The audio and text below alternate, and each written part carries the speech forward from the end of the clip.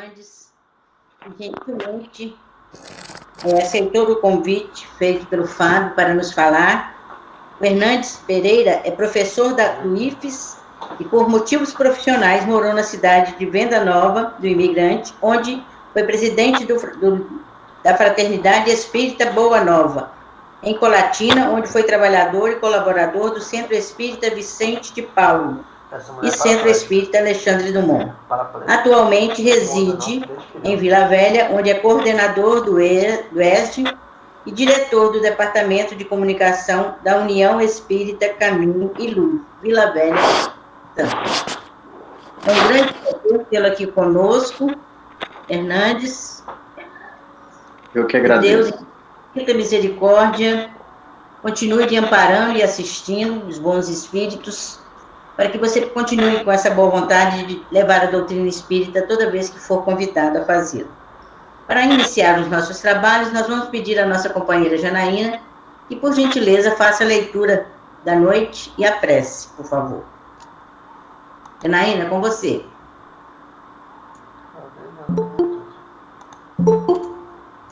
Esqueci de ligar o áudio. Do livro Fonte Viva, psicografia de Francisco Cândido Xavier, pelo Espírito Emmanuel, não te perturbes. Você é professor. E o mandamento que era para a vida, achei eu que me era para a morte. Paulo está em Romanos, capítulo 7, versículo 10.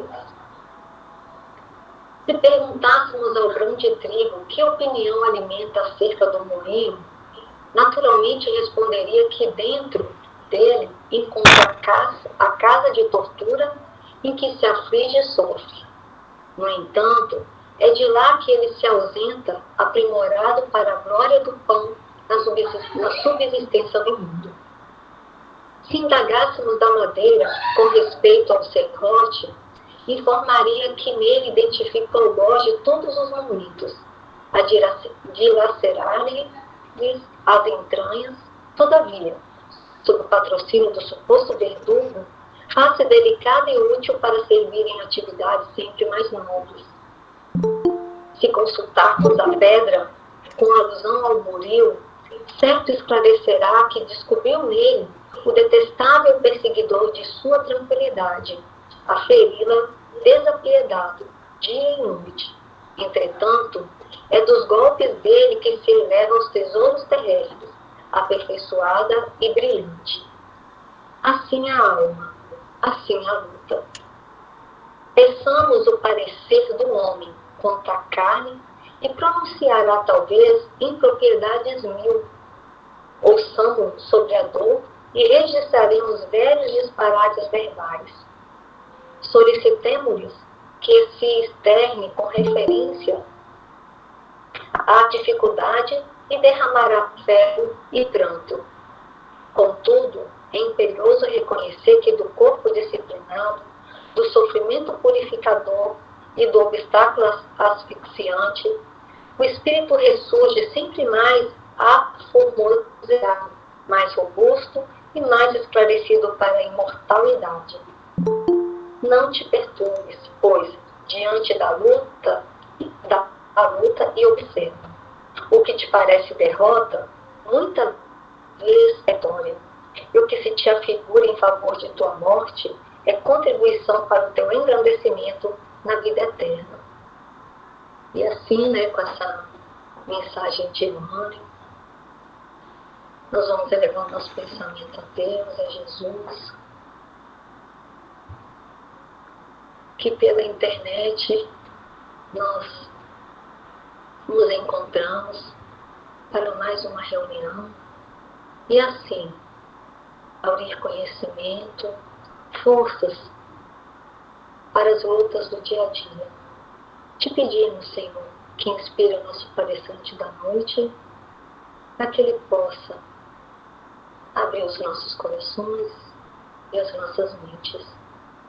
Muito obrigado por tudo, que assim seja. Graças a Deus. Hernandes, a palavra é toda sua, tá bom? Eu que agradeço. Obrigado, Maria Tereza, Fábio e todos os demais da casa.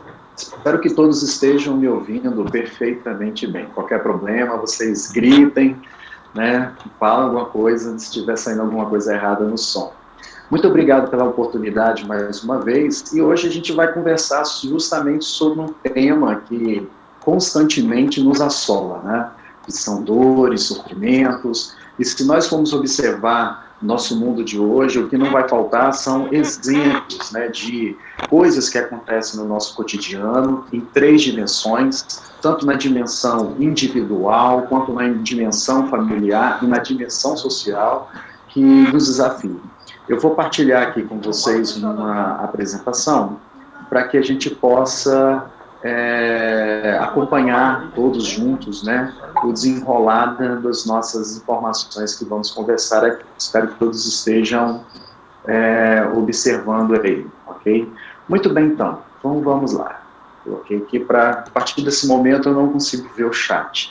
Então, vida sem sofrimento, será que é possível? É um questionamento que fazemos, né, no dia de hoje, e a gente vai tentar entender se isso é possível ou não. Eu começo trazendo um trecho do livro O Problema do Ser, do Destino e da Dor, né, de Leon Denis, nosso grande Leon Denis, que deu grandes contribuições aí para o Espiritismo, que vai dizer algo assim muito interessante. Vai dizer assim: a dor segue todos os nossos passos, espreita-nos em todas as voltas do caminho. E quando a gente fala passos, nós estamos nos referindo à nossa história de vida, né? Em todo momento, se a gente for observar, tanto no passado e também no presente, nós vamos ter ali momentos da existência dessa dor, em algum momento de nossa vida, né? E é interessante que o próprio Leon Denis, né, vai deixar muito claro que todos esses espaços não são espaços apenas individuais, mas também são espaços coletivos, né, dentro da dimensão da nossa sociedade.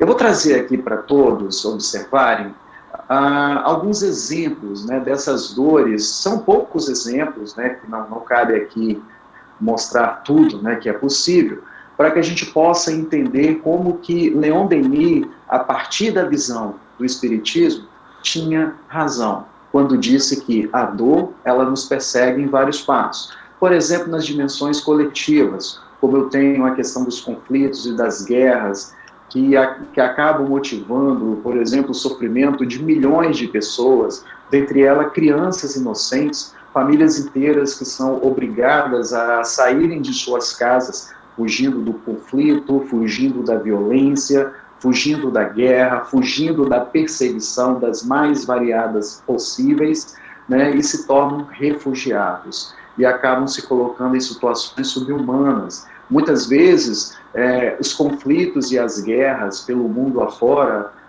geram grandes problemas para as crianças. As crianças, na sua inocência, acabam sofrendo os dissabores provocados pelos conflitos e pelas guerras. O que dirá, por exemplo, as epidemias e as pandemias, como é o caso que nós estamos vivendo hoje, né? Uma verdadeira mudança de paradigma, né? Aquilo que pensávamos antes da pandemia já não serve mais para hoje, né, dessa pandemia. O que dirá depois dessa pandemia, quando as vacinas finalmente chegarem? Então, nós tivemos que nos reinventar, não é verdade? Estamos aqui, né, utilizando uma tecnologia para nos comunicar, né, talvez eu não estaria presencialmente aí, junto com todos vocês, nessa casa maravilhosa que me acolhe, né, mas graças à tecnologia estamos aqui, alinhando, né, a nossa relação e continuando o trabalho.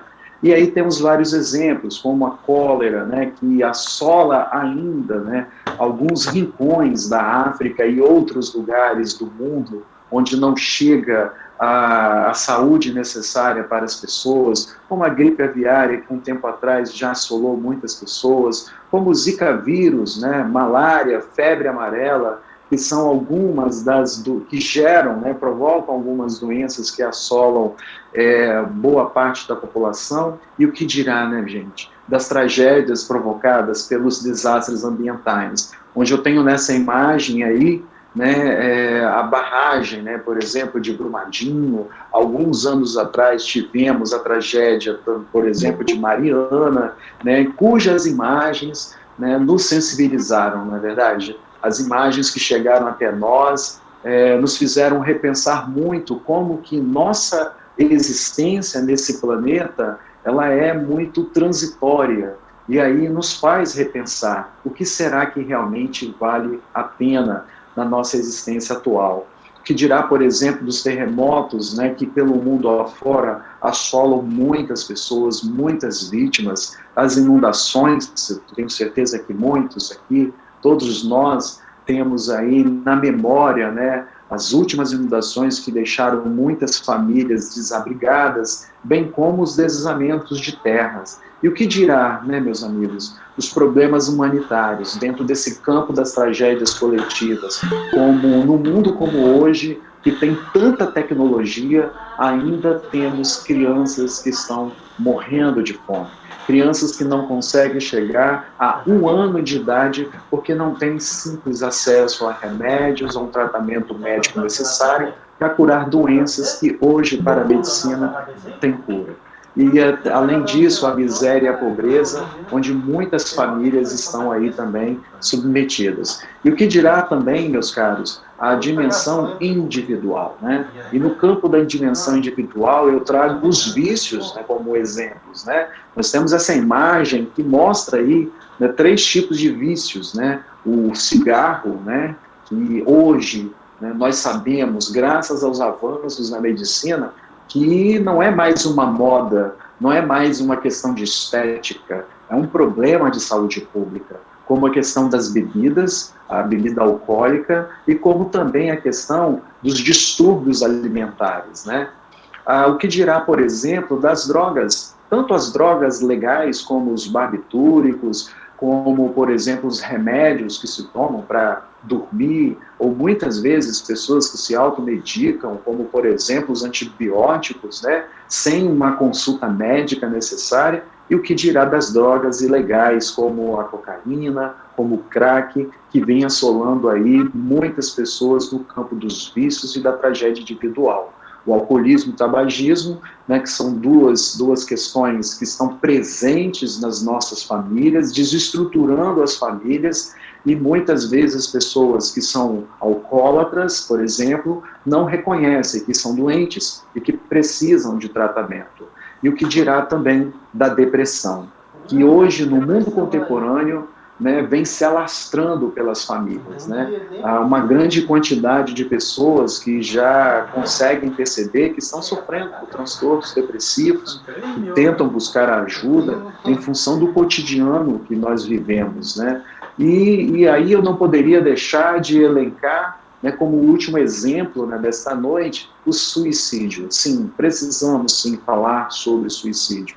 Há muitos irmãos nossos que, enganados por acharem que a morte é o ponto final, né, de uma existência, né, se utilizam desse artifício para tirar as suas vidas com o propósito de fugir dos problemas. E nós, enquanto espíritas, temos a obrigação, sim, de alertar as pessoas sobre esse mal que vem se alastrando sobre a nossa sociedade. Quantas dores, né, gente?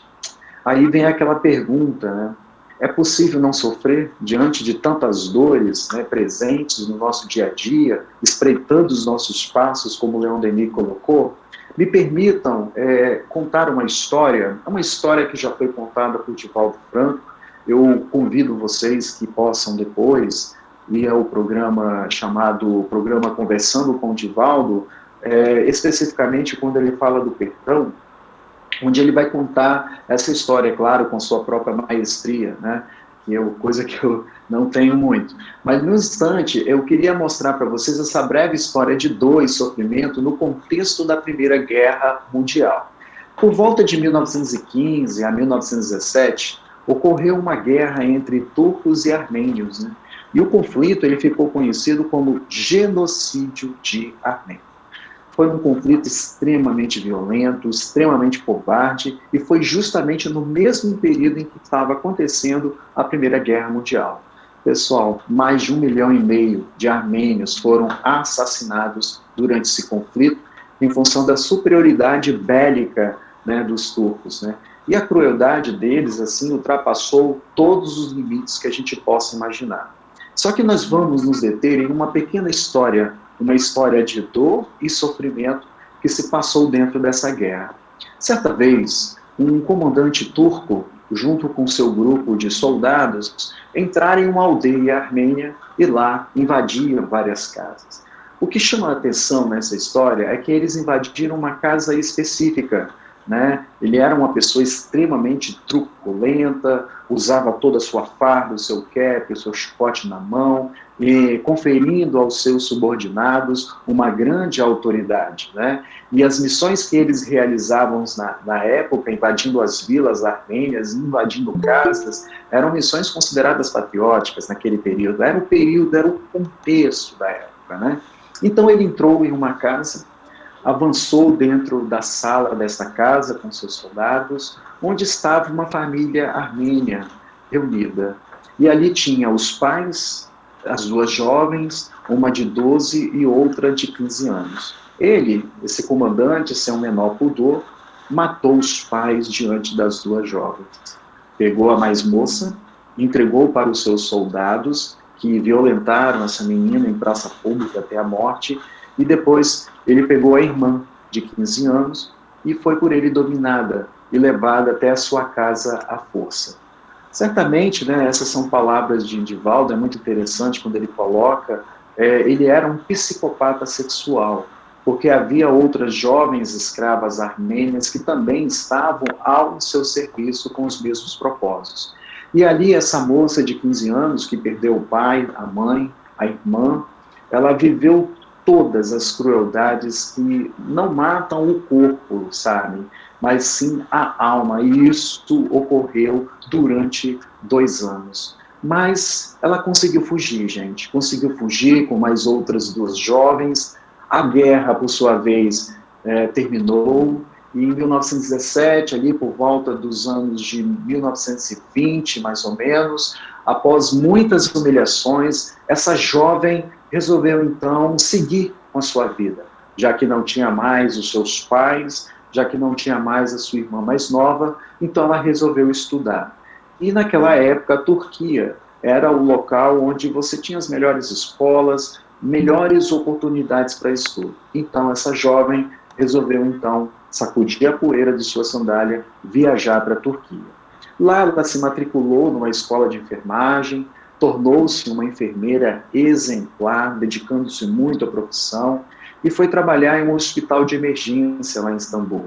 E aí ela se revelou uma verdadeira e hábil enfermeira a partir de tudo que ela aprendeu no cuidado com os doentes.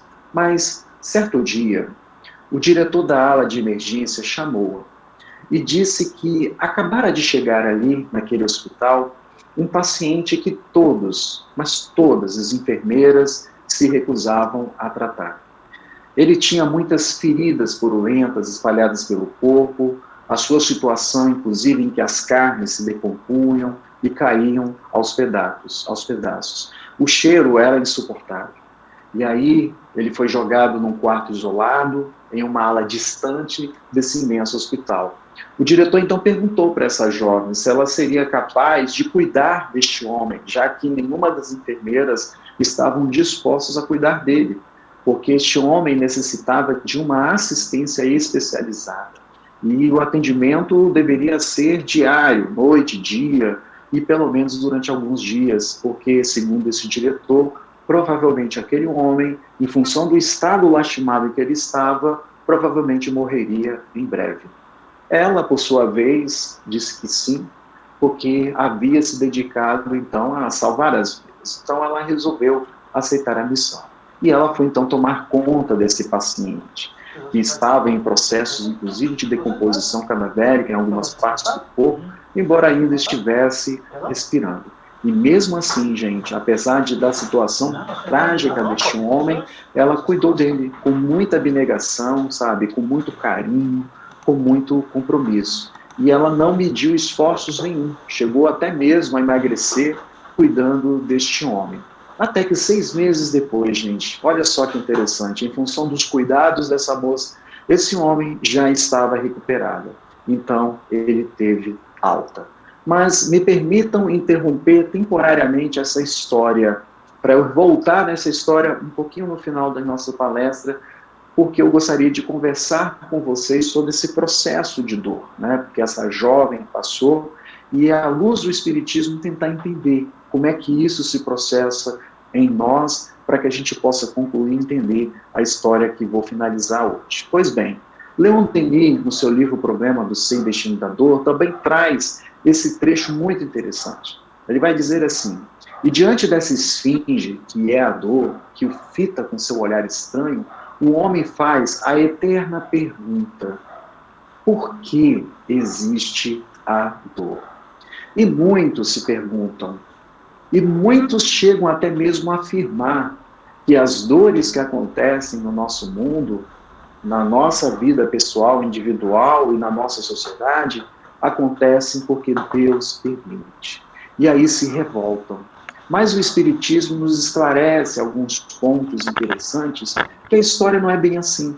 E que nós, enquanto seres encarnados neste mundo de provas e expiações, que está passando por grande transformação nesse momento, nós, enquanto espíritas, né, nós temos muitos motivos para ressignificar a dor. Comece, então, a fazer uma reflexão junto com todos. O que é Deus? Né? E nós, no Livro dos Espíritos, que foi decodificado por nosso grande professor Hippolyte Léon Denis Rivail, o Allan Kardec, lá em pleno século XIX, tem como a primeira pergunta: o que é Deus? E recebemos dos Espíritos uma resposta que poderia, da melhor forma possível, dentro da nossa capacidade de linguagem, capacidade de evolução, eles tentaram explicar para nós que Deus é a inteligência suprema, causa primária de todas as coisas. Observem bem que essa definição foi uma grande inovação naquele período em que a codificação espírita estava acontecendo. Era uma definição não antropomórfica, ou seja, uma definição em que Deus não era necessariamente um homem, uma mulher, se tem duas pernas, se tem dois braços, se era um velho, se era um jovem, mas era uma definição que ultrapassava a nossa dimensão imagética de Deus, que até então estava sendo cultivada. Um Deus que pode ser uma inteligência suprema, porque está acima de todas as nossas capacidades de entendimento em função da nossa condição evolutiva, mas que é causa primária de tudo que está em nossa volta. E aí o Kardec, ainda com o seu posicionamento de um cientista, daquele que queria entender melhor, aprofundar-se melhor sobre essa questão de Deus, ele ainda pergunta aos espíritos: o homem, então, pode compreender a natureza íntima de Deus? E veja o que os espíritos respondem: não. Falta-lhe para tanto um sentido. Ainda necessitamos de muito caminhar, de muitos passos evolutivos para conseguirmos entender o que é esse Deus, né, que criou todas essas coisas que estão em nossa volta. Porque depende da nossa evolução intelectual e da nossa evolução moral. Mas o Kardec, mesmo assim, querendo compreender melhor esse Deus, essa inteligência, perguntou de forma humilde aos espíritos: será um dia permitido ao homem, então, pelo menos compreender o mistério da divindade? E vejam que os espíritos responderam: quando o seu espírito não estiver mais obscurecido pela matéria e pela sua perfeição, tiver se aproximado dela, aí sim, meu amigo, então haverá e compreenderá. Você entenderá esse sentido. Observe bem essa frase dada pelos Espíritos, lá na pergunta número 11 do Livro dos Espíritos. Quando o seu espírito não estiver mais obscurecido pela matéria. Vamos tentar entender o sentido dessa frase. Recorro ao Evangelho de João, capítulo 3, versículo 3, quando Jesus, ao encontrar-se com Nicodemos, numa conversa até então em segredo, porque Nicodemos até então era um homem muito conhecido naquela época como um dos doutores da lei, mas ele tinha muita curiosidade com os ensinamentos de Jesus e muita curiosidade com os feitos que Jesus executava ao longo da sua jornada naquela época. Jesus, então, chega para ele e diz: Nicodemos, em verdade vos digo que se alguém não nascer de novo, não pode ver o reino de Deus. Observem bem que essa frase ficou até então obscurecida durante muitos séculos, até que no século XIX, em 1857, com a publicação do Livro dos Espíritos, nós temos o significado desse sentido, dessa palavra que o Mestre Jesus disse para Nicodemos. Estamos falando das reencarnações, estamos falando das sucessivas existências. Imagine que cada um desses degraus que vocês estão observando seja uma existência. E na medida que vamos, a partir de cada existência, experienciando dores, amores, experienciando todas as coisas que acontecem conosco na dimensão individual e na dimensão coletiva, vamos aos poucos evoluindo. E observem que na medida que vamos evoluindo, tanto intelectualmente quanto moralmente, vamos aos poucos nos desapegando da matéria. Era isso que os Espíritos estavam querendo dizer para Allan Kardec. Eles estavam dizendo o seguinte: quando vocês evoluírem o suficiente a ponto de desapegarem da matéria, mesmo que seja pela dor ou pelo amor, aí sim, quem sabe vocês terão a oportunidade de entender o real sentido do que é Deus, inteligência suprema, causa primária de todas as coisas. Hoje nós temos o Espiritismo, então, que nos ajuda a entender melhor esse Deus, né, esse sentido da palavra, quando os Espíritos disseram: quando vocês forem crescendo, quando vocês forem evoluindo, forem se afastando dos rigores da matéria, quando atingirem a perfeição, quem sabe vocês então entenderão quem é Deus. Mas o Kardec, então, ainda instigado por essa questão, fez questão de perguntar: se não podemos então compreender a natureza íntima de Deus, então podemos ter pelo menos uma ideia de algumas de suas perfeições? E os Espíritos, então, diante de tanta insistência do nosso grande codificador, resolveram dar para ele, então, alguns exemplos. Sim, calma, de algumas. O homem se compreende melhor à medida que ele se eleva sobre a matéria e ele as entrevê pelo pensamento. E aí nos entregam os atributos de Deus: imutável, imaterial, único, todo-poderoso, soberanamente justo e bom. E eu peço a todos aqui nesta sala de transmissão que possam observar o último atributo: soberanamente justo e bom. Não faz, então, sentido, se Deus é soberanamente justo e bom, não faz sentido fazermos essa pergunta, porque Deus permite tanta dor. E na pergunta 115, Kardec, então, recebe essa resposta.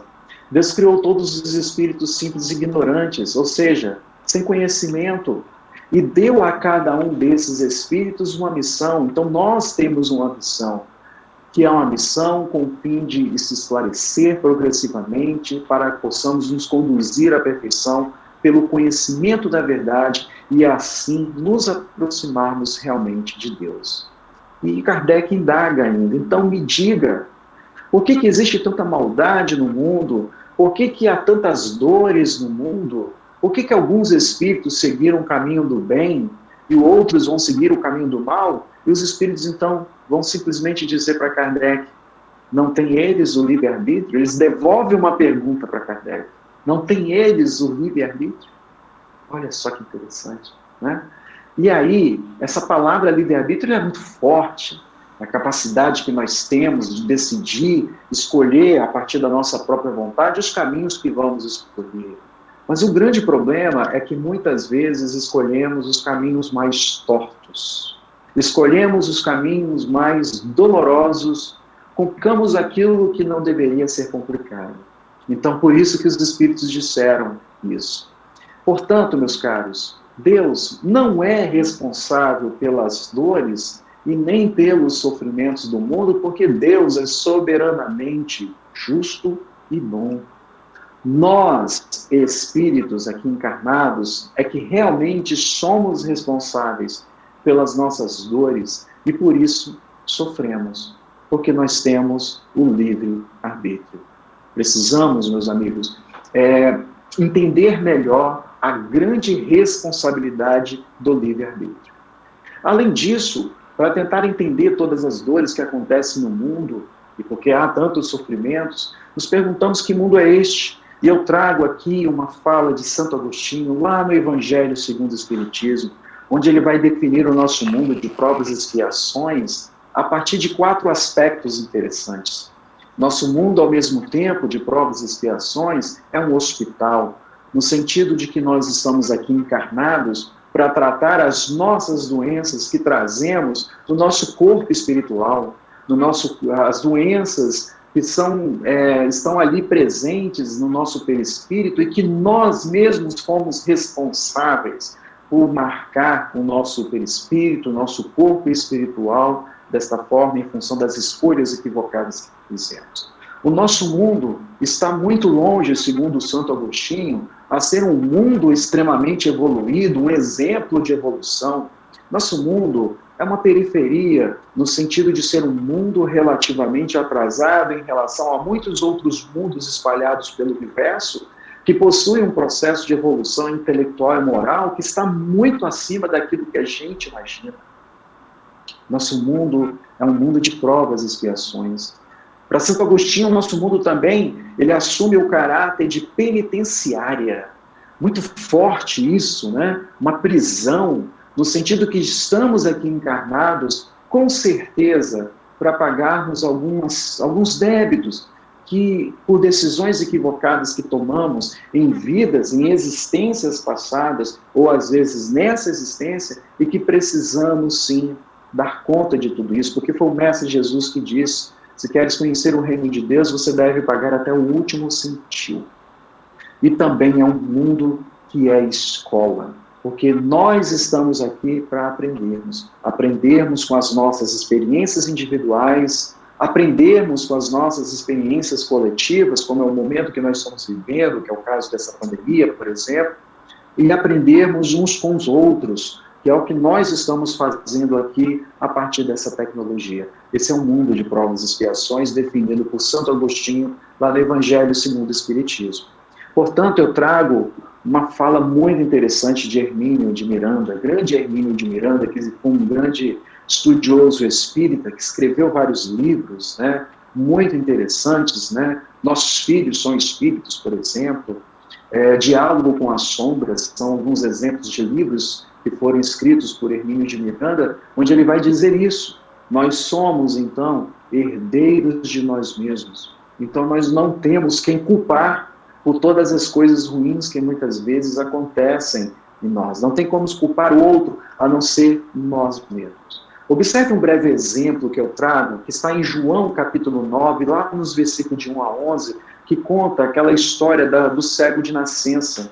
E essa cura foi muito interessante, porque quando os discípulos, Jesus foi se aproximando daquele homem cego de nascença, os discípulos então ficaram muito intrigados, perguntando o que será que o mestre vai fazer, né? E quando olharam aquele cego de nascença, os discípulos perguntaram ao mestre: mestre, quem pecou?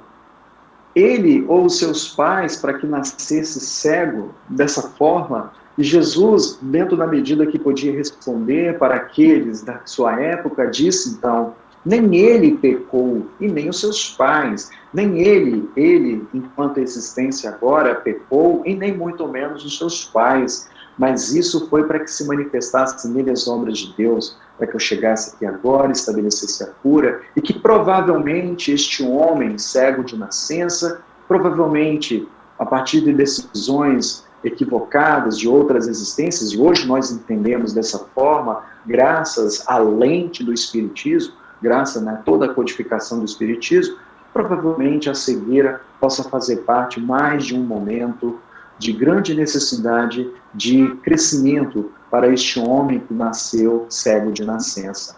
Repetindo, somos herdeiros de nós mesmos. Então eu trago essa fala de Leon Denis, lá no Problema do Ser e do Destino da Dor, quando ele diz assim: lembrai-vos de que nada sucede em vão, nem sem causa.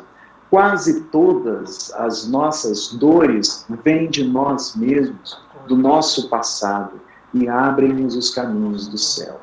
Ou seja, Leon Denis nos convida, a partir do Espiritismo, a ressignificar a dor, porque ela é inevitável. A dor é inevitável. Ela vem na dimensão individual, ela vem na dimensão familiar, ela vem na dimensão coletiva, e nós temos algo a aprender com isso.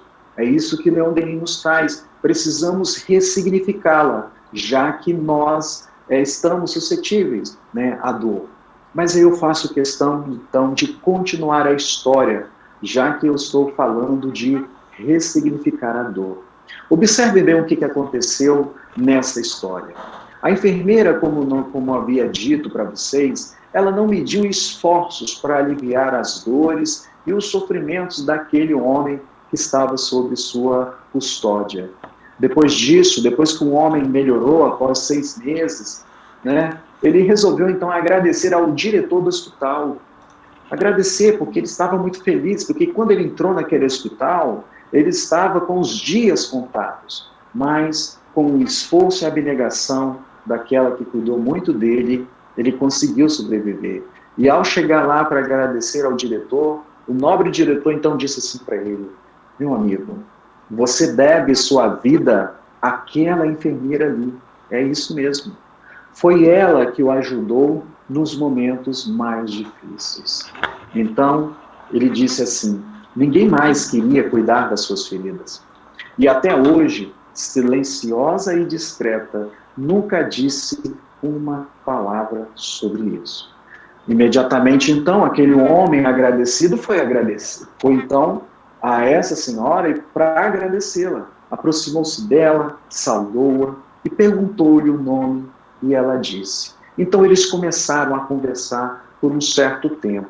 Mas depois de um momento, ele começou a notar algo nela. Então ele perguntou para essa menina: você fala bem o turco, mas percebi que tem um sotaque armênio.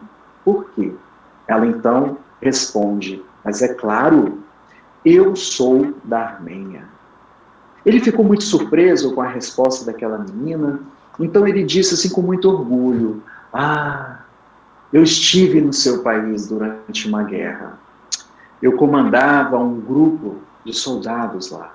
A enfermeira então imediatamente confirmou dizendo: sim, eu lembro. O Senhor esteve na minha casa. E continuou: o Senhor matou meu pai e também matou a minha mãe. Jogou a minha irmã mais nova para ser destroçada pelos seus soldados. E de mim, você me fez uma escrava sexual. Ele ficou pálido por um instante. Ele não sabia o que fazer. Sentiu ali uma mistura de vergonha, de tristeza. Então ele olhou fixamente e a reconheceu. E com espanto, então ele resolveu fazer essa pergunta para ela: quando você me viu no primeiro momento, me reconheceu? A enfermeira disse com firmeza: sim, é claro. A vítima nunca esquece do seu malfeitor. Imediatamente, então, ele perguntou para ela: e por que você, então, não me matou quando teve oportunidade? E a enfermeira olhou bem firme para ele e disse: porque eu sou cristã.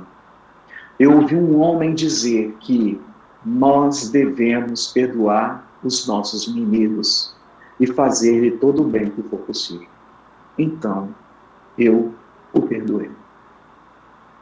Temos uma grande prova de alguém que ressignificou a sua dor, que nos mostra como que devemos encarar a dor.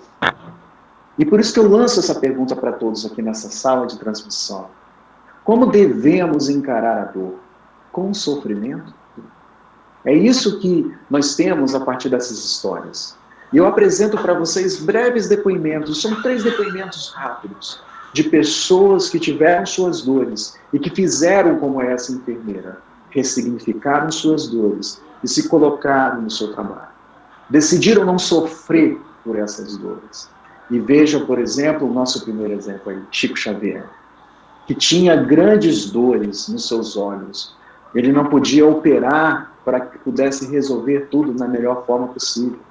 Mas, mesmo assim, mesmo com essas dores, Chico Xavier se manteve ali na linha, se manteve trabalhando.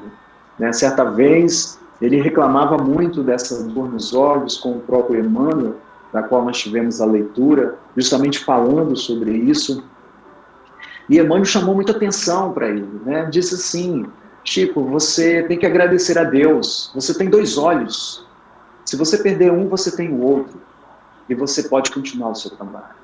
Emmanuel, do seu jeito, de puxar a orelha, né? Como nós já conhecemos. E aí, certa vez, Chico Xavier, em 1971, num programa que foi um grande divisor de águas para o movimento espírita, Pinga Fogo, existem vários vídeos disso no YouTube que vocês podem conferir, certa vez perguntaram para o Chico, né? Suas dores, Chico, você nunca procurou alguém para te curar? E aí o Chico, então, respondeu para eles, né, no programa: quanto ao meu caso ocular, que não foi operável desde o princípio, eu creio que este problema foi uma bênção para que eu pudesse me manter, sem ferir os interesses dos bons espíritos. Porque se eu sair do dever, eu sofro muito com os meus olhos. Percebam a forma como Chico ressignificou a sua dor. Não deixou que ela tomasse conta de todo o seu tempo, não lastimou, resolveu não sofrer por ela e resolveu seguir o seu trabalho dentro da medida do possível. Eu trago um outro exemplo, que é a irmã Dulce Lopes Pontes, né? E esse exemplo é a tal da cadeira missionária que ela tinha, né? A irmã Dulce Lopes Pontes, ela tinha muitos problemas de saúde, né? Na sua juventude, por exemplo, ela teve seus dias contados também pelos médicos, mas se colocou a exercer o seu trabalho de auxílio aos mais pobres que não tinham acesso à saúde na sua época, né? E ela, depois de muitos anos, ela tinha um quarto muito simples, né? O local onde ela recebia as pessoas era muito simples, uma cadeira desconfortável, uma cama muito simples, até que um dia o Divaldo Franco, né, em uma de suas palestras, foi muito interessante isso, ele disse assim, né, certa vez Divaldo, né, quando foi visitá-la, se sentiu meio incomodado com a cadeira de madeira que a irmã Dulce usava, então ele disse que ele daria uma cadeira nova e também uma cama novinha para ela. E vejam só o que a irmã Dulce disse. Ela reagiu assim: não faça isso, meu filho. Essa cadeira é missionária. Com ela eu já consegui 10 camas para o nosso hospital. Quando chega um aqui e se compadece, eu me dá uma cama e aí eu mando para a UTI. E assim fico aqui, esperando outros. Deixa a cadeira aqui, porque é uma cadeira missionária. Percebam a forma como a irmã Dulce também ressignificava as suas dores de saúde, as suas dores muitas vezes morais, em função de muitas perseguições que ela tinha na sua época, mas que nada disso a impediu de desenvolver o seu trabalho. Aquela que estava com os dias contados, com muita fé, com muita força, com muita garra, continuou o seu trabalho de auxílio para os outros e viveu muitos anos por isso. E vou contar o nosso último exemplo, que é o Jerônimo Mendonça Ribeiro, que ficou muito conhecido no movimento espírita como o gigante deitado. Percebam nessa imagem que ele está numa maca. Sim, Jerônimo Ribeiro ficou paralisado numa cama ortopédica por aproximadamente 30 anos, movendo apenas a boca e os olhos, gente. E muitas vezes, embora cego. E é por isso, mesmo assim, ele continuou o seu trabalho. Até os 17 anos ele tinha até uma saúde muito boa, pensava em se dedicar ao futebol, mas com o tempo veio a doença, que aos poucos foi fazendo com que ele perdesse os movimentos das pernas, os movimentos dos braços, muitas vezes respirava com dificuldade e aos poucos ficou aprisionado em uma cama. Mas mesmo assim, este homem não deixou de continuar o seu trabalho, continuou a desenvolver o seu trabalho no movimento espírita, né, continuou escrevendo livros, inclusive alguns junto com Chico Xavier, trabalhando em causas sociais pela divulgação do espiritismo, e também fundou muitas outras instituições, como creches, casas espíritas e muitos outros livros. Observe nessa imagem, né, que ele, mesmo sem poder mexer os braços e as pernas, com toda a dificuldade que tinha, né, com as dores que muitas vezes sentia no peito, em função da dificuldade de respirar, mesmo assim ele continuou o seu trabalho, fazendo palestras e ajudando aos outros na medida do possível. Nessa imagem, nós temos ele aí com um saco de 30 quilos de areia para tentar aliviar um pouco a dor no seu peito, porque ele sentia muitas dores. Mas ele foi uma grande prova de alguém que, apesar de tantas dores, foi capaz também de ressignificar as dores, de não ficar sofrendo por essas dores, apesar de serem muitas dores fortes, mas continuar desenvolvendo o seu trabalho. E assim ele foi até o final da vida. Tudo isso nos reforça a questionar o seguinte: como devemos encarar a dor sem sofrer? Será que é possível isso? Né? Talvez poderemos ressignificar a dor, mudando a nossa maneira de encarar a dor, assim como a enfermeira fez, assim como esses 3 nomes fizeram, e assim como muitos que vocês devem conhecer aí, vizinhos, amigos, né, familiares, que também estão tentando buscar ressignificar esse momento de dor e continuar seguindo a sua caminhada. Porque nós sabemos que a dor, ela é causada por nós mesmos. Não é uma fatalidade, não se trata de algo proveniente do caos, não se trata de um castigo de Deus, a não ser consequências das nossas próprias ações que realizamos ao longo de outras existências e também nessa existência. É isso que Leon Denis nos convida a fazer no livro O Problema do Ser, do Destino da Dor. Ele nos convida a ressignificar essa dor. Pensar a dor não como um castigo, mas como uma lei de equilíbrio e educação. Olha só que interessante. Sem dúvida, dizia Leon Denis, as falhas do passado recaem sobre nós com todo o seu peso e determinam as condições, muitas vezes, do nosso destino. Né? E Deus é misericordioso. Ele nunca vai permitir que você suporte cargas que você não seja capaz de suportar. Isso também é importante levar em consideração. E o Leon Denis alentava, né? Ele avisava também que nós não poderemos suprimir a dor, porque se você suprime a dor, né, se você fica reclamando, se você fica murmurando, você ao mesmo tempo vai suprimir a oportunidade que é desenvolver em você a coragem de suportar a dor. Foi isso que esses expoentes fizeram, foi isso que a enfermeira fez com relação à dor que ela teve em função desta história. E Leon Denis alerta que o nosso mundo de provas e expiações, desde o mundo primitivo até chegar a provas e expiações e também indo para a regeneração, ele sempre teve episódios que foram provocados pela dor e que muitas vezes, a partir desses episódios de dor, a humanidade ela foi aos poucos evoluindo. A humanidade começou a desenvolver, por exemplo, uma série de mecanismos legais para que atrocidades do passado não aconteçam mais. Por exemplo, no século XX, tínhamos 2 grandes guerras mundiais, a Primeira e a Segunda Guerra Mundial. E a segunda, então, com imagens horríveis dos campos de concentração, né, provocados pelo famoso Holocausto. E aí, o que veio depois da Segunda Guerra Mundial? A fundação da Organização das Nações Unidas, com uma série de mecanismos legais para impedirem uma nova guerra e assim promovermos mais dores no mundo. É isso que Leon Denis fala. Não que a gente tenha que cultivar a dor ou provocar a dor em nós mesmos, não é isso.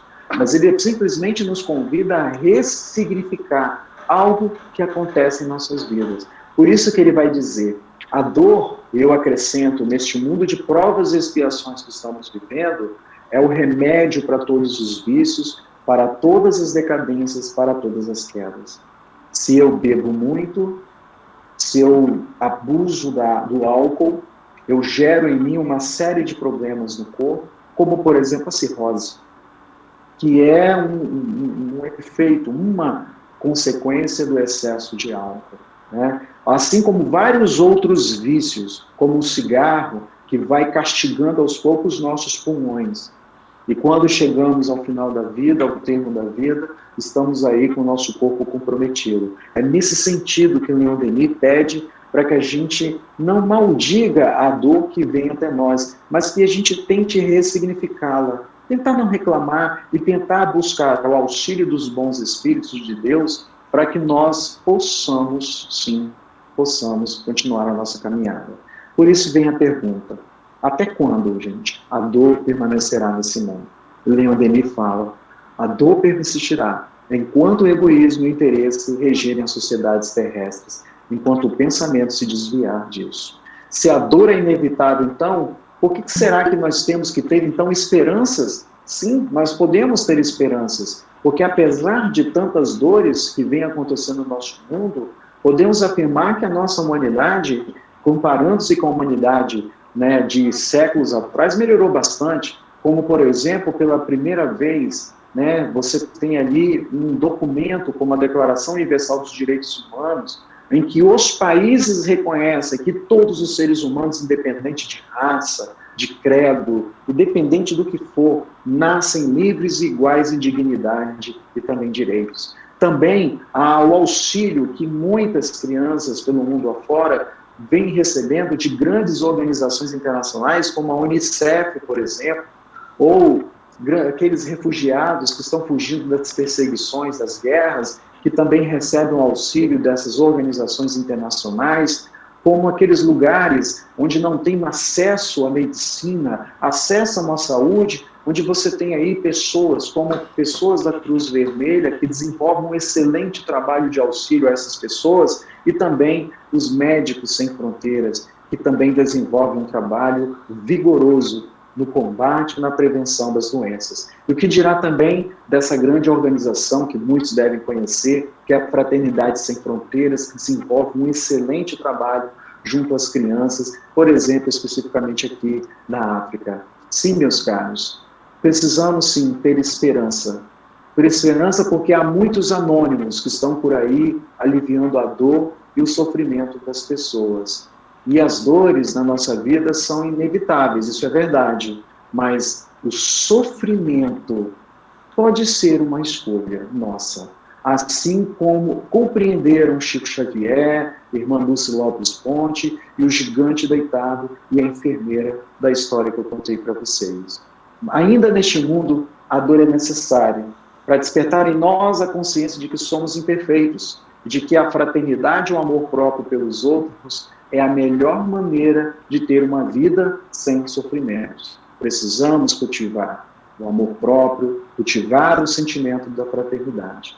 E eu encerro com essa última fala de Leon Denis, que se encaixa muito bem com a história daquele soldado que cometeu tantas atrocidades enquanto ele estava em missão e que teve a sua vida salva por alguém que ele muito machucou. E que, com certeza, naquele momento de dor, pode ter acontecido isso que o Leon Denis diz. Não há homem por mais perverso, por pior que seja, que numa hora de abandono e sofrimento não veja abrir-se uma fresta por onde um pouco da claridade das coisas superiores e um pouco de amor se filtrem até ele. Essas são as palavras que eu trago para vocês. Espero que todos nós possamos levar isso no nosso coração, para que a gente possa ressignificar esses momentos de dores, mas, sobretudo, entender que somos irmãos e que, se nós nos ajudarmos, nós vamos passar por esse momento de dor, sem sofrer e continuar seguindo o nosso caminho rumo à evolução. Muito obrigado pela oportunidade. Nós é que agradecemos, Hernandes, muito boa a sua fala. Possamos todos nós que aqui estamos nessa sala virtual, nessa reunião virtual, mirarmos nesses exemplos e fazer boas escolhas e levar adiante com resignação os nossos sofrimentos e dores. Né? Excelente palestra. Eu vou pedir que você, por gentileza, faça a prece inicial, a final, perdão, mas antes eu quero dar uns avisos, avisar os nossos amigos que domingo que vem falará para nós o Seabra, né? André Seabra. Ele ainda não me passou o tema, mas é ele que vai falar semana que vem. Na quinta à noite e sábado pela manhã, nós temos a Rádio SEAP, um trabalho desenvolvido pelos companheiros do Centro Espírita Antônio de Pádua. Estamos nós aqui reunidos em duas casas, o Antônio de Pádua e a Casa Espírita Chico Xavier. Lembrar os companheiros da Casa Chico Xavier que terça e quarta-feira temos as nossas reuniões de estudo, às 19h30, por este aplicativo. Por gentileza, Hernandes, faça a prece de encerramento por nós. Convido a todos, neste momento, que possamos fechar os nossos olhos e que, nesse momento em que fechamos os olhos, que possamos imaginar o nosso Mestre Jesus do nosso lado, nos acompanhando nesse momento que estamos vivendo. Ó Mestre Jesus, quero agradecer a oportunidade de estarmos juntos aqui, nesse momento tão crucial para o nosso planeta. Que o Senhor Mestre Jesus possa nos auxiliar a ter força e coragem para ressignificar os desafios que se colocam na nossa caminhada, para que possamos ter a coragem necessária de suportar as dores que às vezes nos afligem no nosso caminhar. E que, Mestre Jesus, se assim formos merecedores, que possam colocar em nosso lado os nossos espíritos protetores, que possam nos auxiliar, nos intuindo, nos inspirando a tomarmos as decisões corretas para que possamos ter uma vida de paz, de tranquilidade, mas, sobretudo, possamos ter a força necessária e a luz necessária, Mestre Jesus, para continuarmos irradiando para outras pessoas que nos cercam e sermos instrumento de boa nova, instrumento da Tua boa vontade. Obrigado, Mestre Jesus, por todas as oportunidades e que possa permanecer sempre conosco e abençoando toda a nossa semana. Que assim seja. Que assim seja. Obrigado a todos. Muito obrigado, querido.